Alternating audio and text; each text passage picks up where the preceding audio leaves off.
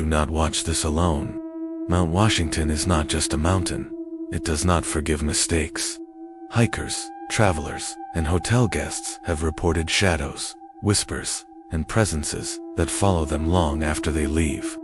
Some disappear without a trace. Some return, changed. Some footage was never released. Some reports remain sealed, and some truths are too dangerous to know. Welcome to one of the deadliest places on Earth. Tucked away in New Hampshire's presidential range, Mount Washington stands at a seemingly modest 6,288 feet. It's not the Himalayas, it's not Everest, but don't let its size fool you. This mountain has a reputation, and it's a deadly one.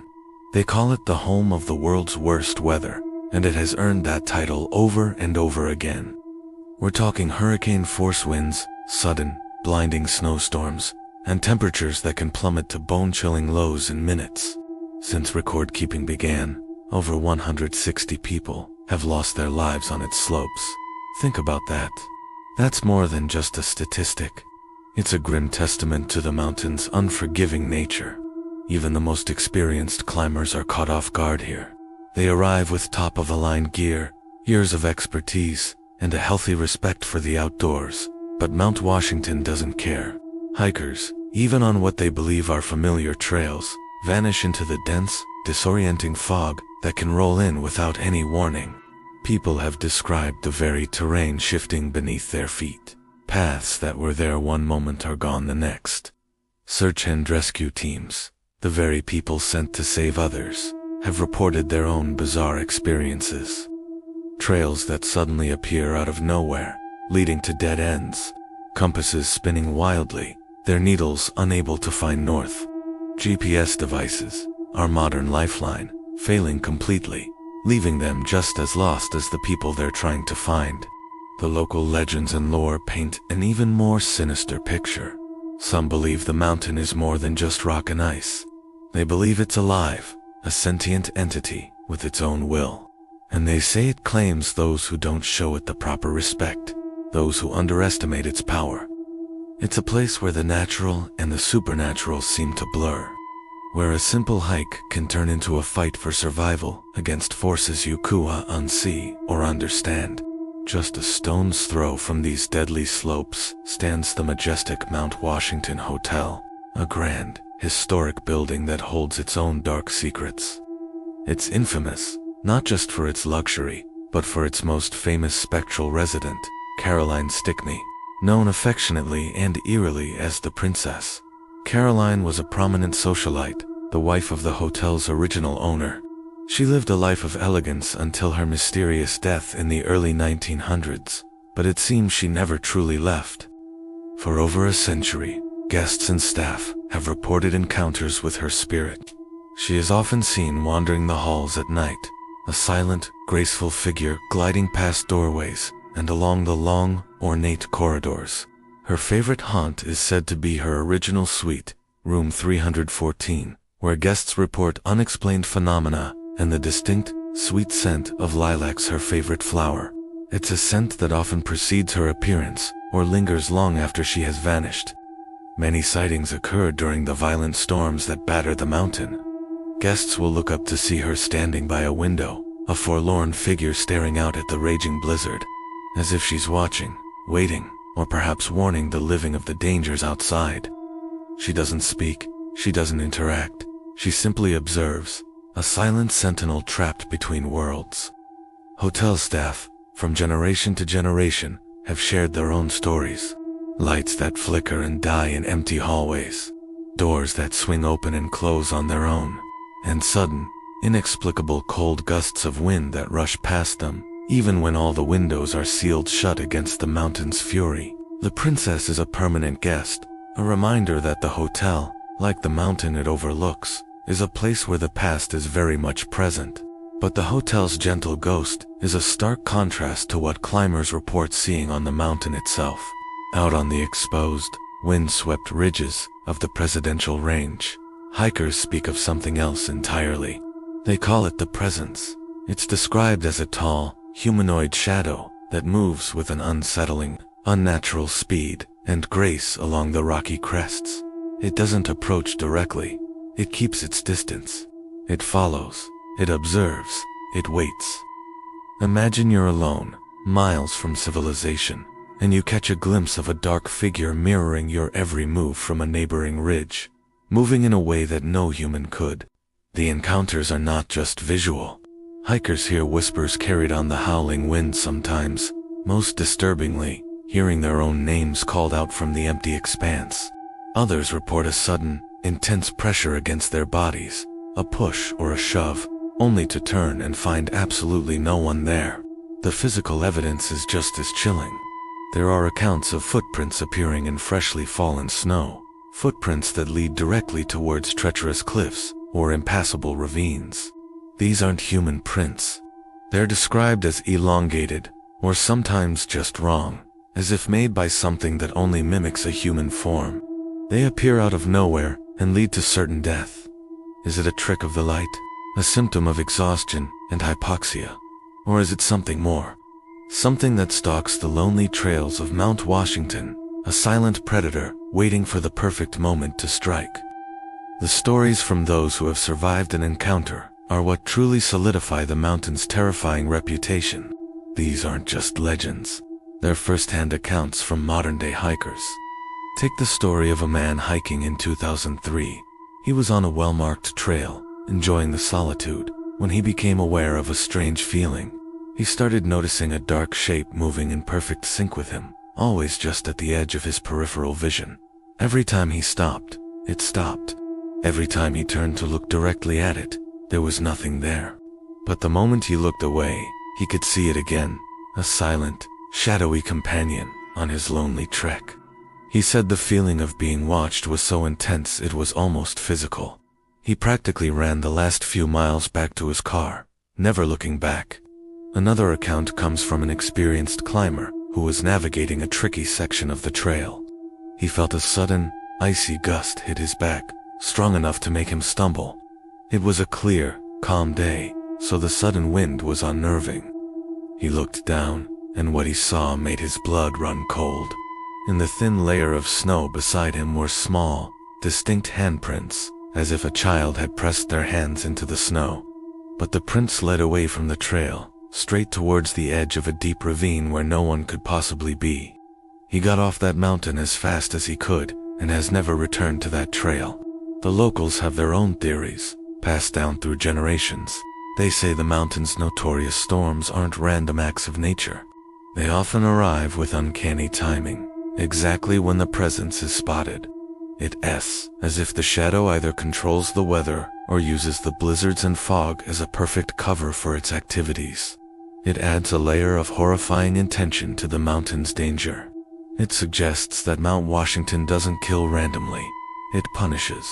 It targets the curious, the unprepared, and those who show it disrespect.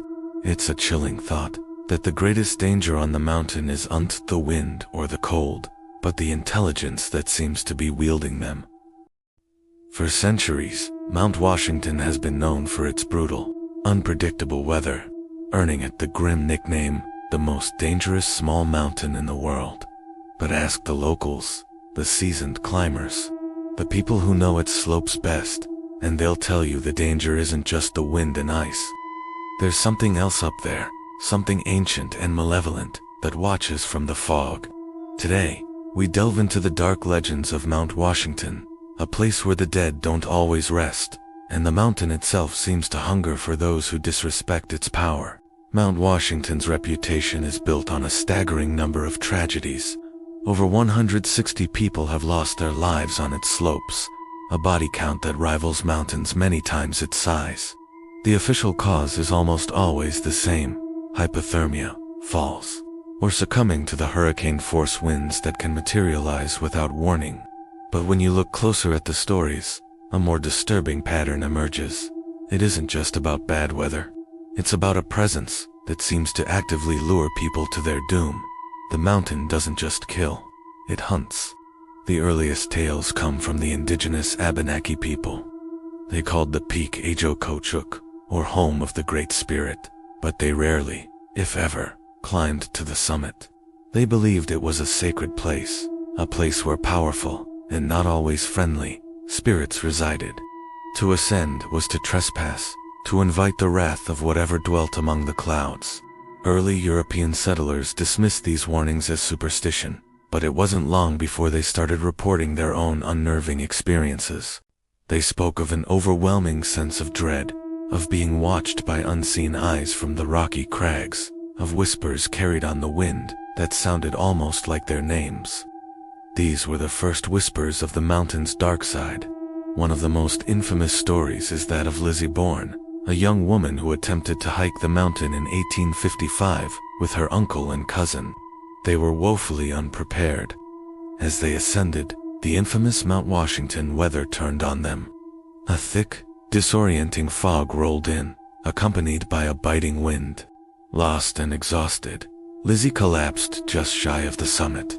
Her last words were a plea to be left behind so the others could save themselves. They found her frozen body the next day, a tragic but seemingly straightforward story of exposure. But here's where it gets strange. Locals and later climbers began reporting seeing a spectral figure near the spot where Lizzie died, especially when the weather turns bad. They see a woman, shivering, sometimes seeming to beckon them closer before vanishing into the mist. It's as if her tragic final moments are replayed over and over, a ghostly warning embedded in the very fabric of the mountain. Then there's the legend of the winter ghost. In January 1932, a group of skiers from the Dartmouth Outing Club were caught in a sudden, ferocious blizzard. One of them, a young man named Jack, got separated from the group. His friends searched desperately, but were forced back by the storm. Jack's body was found days later, frozen solid. But his story didn't end there.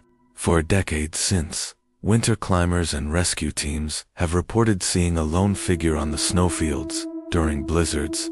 They describe a man dressed in old-fashioned ski gear, often seen near the trail where Jack was lost.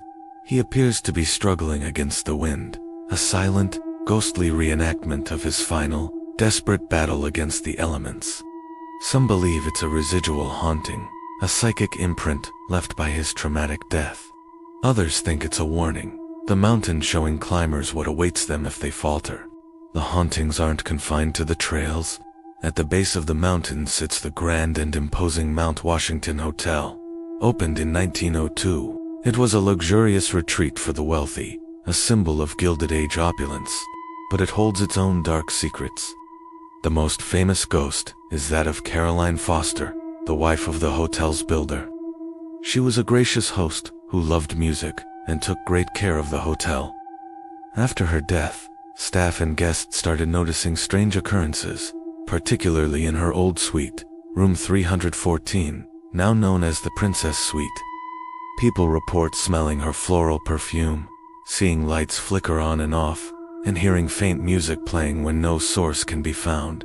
Her four-poster bed is often found with indentations, as if someone has been sitting on it.